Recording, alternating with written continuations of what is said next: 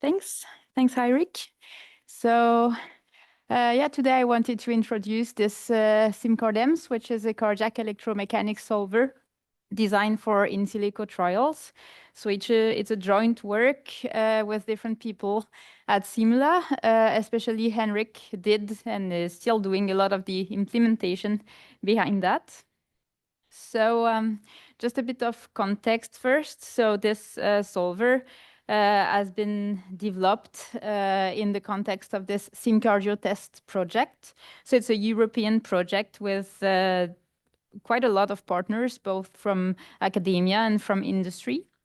And the goal is to develop and give access to advanced cardiac models to be used to provide clinical scenarios prediction and investigate safety and efficacy for drugs and device for the heart.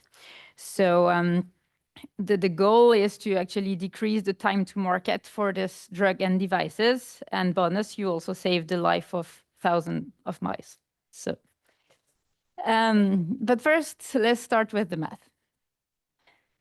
And so, as you probably know, there is an important electrical activity in the heart. So these are the standard Maxwell equations for the electric field. Then you get the electrical potential and the current. There is different type of model that are usually employed for cardiac modeling. You have the bi-domain model. So it uses an homogeneous domain, and you are computing the intracellular and extracellular electrical potential.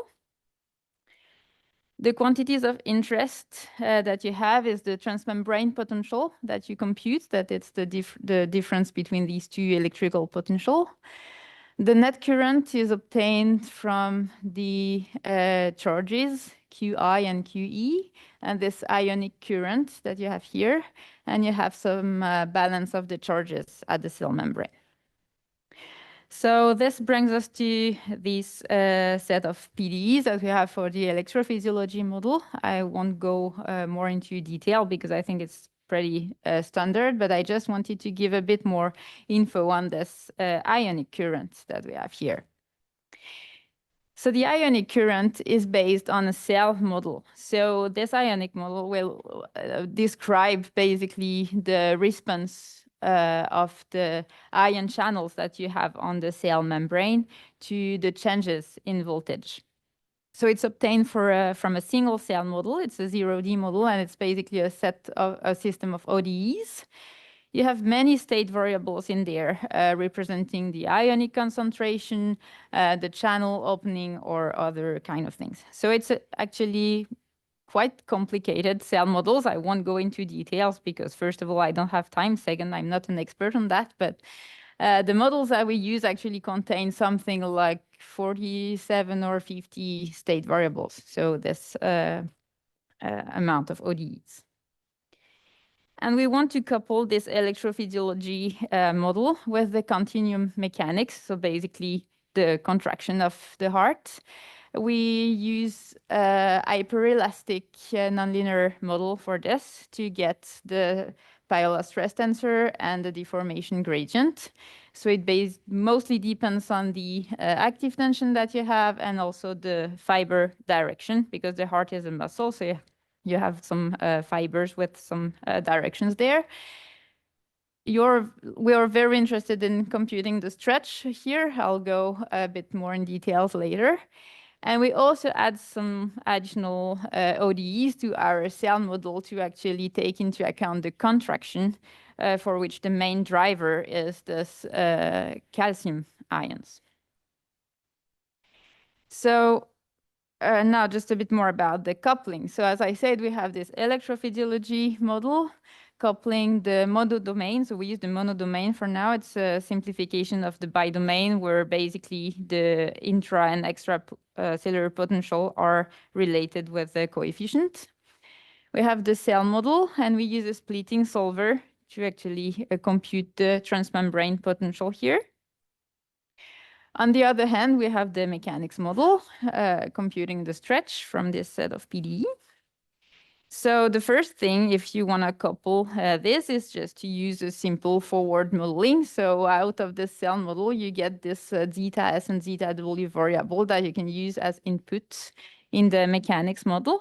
But most importantly, we want to take into account the feedback coupling, because this stretch here actually impacts the cell model that you have here. And then you have to recompute also the electrophysiology part of it. And this one is a bit more complicated than the forward model. But instead of re-implementing this from scratch, we were wondering, well, we already have some Phoenix-based library that are doing electrophysiology and the mechanics. So let's start with this first. For the electrophysiology, we have CBC Beat that's been developed from Marie and collaborators quite a while ago now, using Phoenix Legacy. For the mechanics, we have Pulse that's been developed by Henrik in the context of his PhD and is still improving and maintaining the library now.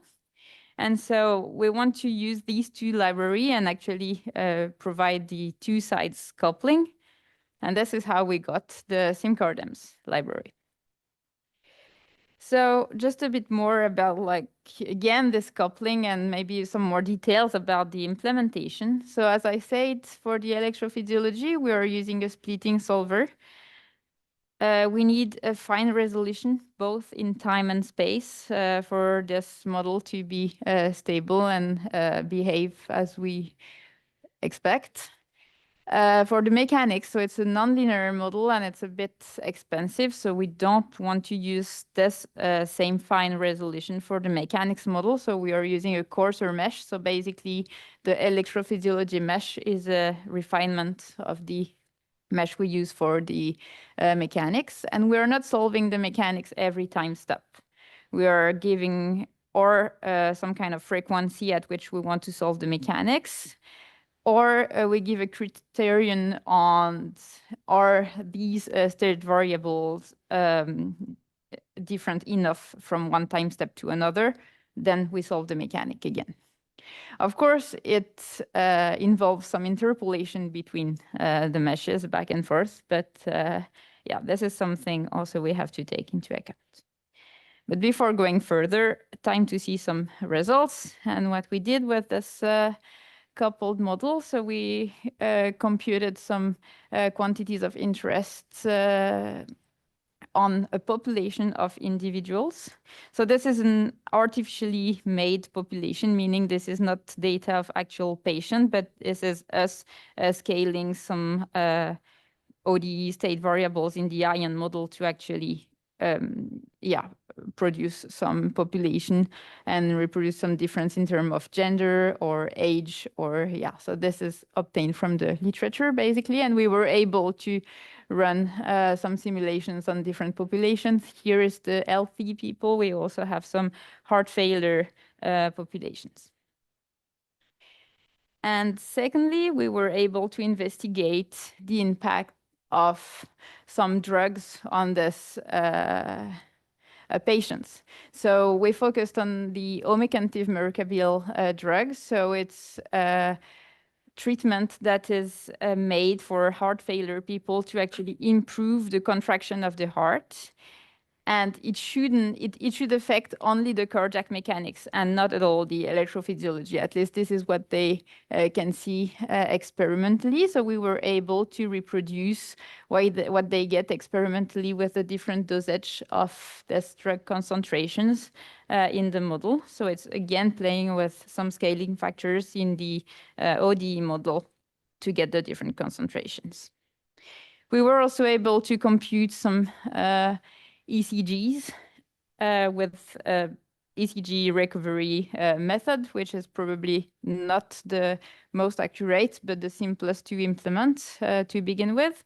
So here you can see the heart mesh embedded in the torso mesh, and you have the location of the different electrodes. And we can see the electrocardiogram computed at the different electrodes that you can easily compute with some patient data because it's a non-invasive method, and we have plenty of data for ECGs. But to finish with, we were wondering what can we do better with this model, because we have some nice results, but still it takes some time to actually get this result. We are running the simulation on a cluster. I wanted to take quite a deeper look on this splitting solver that we use in the electrophysiology part. So it is based on both an ODE solver and a PDE solver, and this is the splitting method. The ODE solver is based on this point integral solver that we have in Phoenix Legacy. And some of you that have used this maybe know that it's actually slow. And it's limited to CG1. So it was also problematic for us because especially we have this stretch variable that is discontinuous at nodes. So we have to actually do some kind of projection to CG1 to be able to use this point integral solver. So it's problematic because it's not actually a CG1 quantity, plus the projection also is computationally costly. So we decided to replace this point integral solver by a NumPy-based ODE solver. And if we compare the time it takes to solve each of the ODE, it's actually 3 times faster. So we haven't changed CBC beat really, but Henrik has made a whole new solver and a whole new GitHub repo for this with a very nice logo that is called Phoenix Beat. And to finish with, I just wanted to give a bit of like the next steps for this. So now we have this SimCardEMS software, which is coupling the CBC beat and pulse. We have a nice documentation that you can look at if you're interested. We had a lot of different demos and test cases there. SimCardEMS 2.0 is on the way. It's not yet like a package by itself, but we already have some tests and demos coupling this new Phoenix Beat with Pulse. Now anticipating some questions that I might have, of course. Phoenix X, yeah, it's work in progress. We already have Phoenix X Beat and Phoenix X Pulse. It's not yet working and like widely tested, but it's on the way. And yeah, second question, some of you might be surprised, like, oh, Cécile is not talking about any mixed dimensional stuff. Well, I'm still working on this, and I already did some tests on coupling the heart and the torso with explicit domains with the cardiac modeling based on SimCardEMS. It works. It's a bit slow for now, so I'm hoping for faster model, maybe with the Phoenix X version. And second of all, maybe a more long-term plan. In cardiac modeling, you can also use this Purkinje fibers that are some like 1D trees of cells that you have in the heart tissue that is composed of like very excitable cells. So it has a bit of different properties in the model.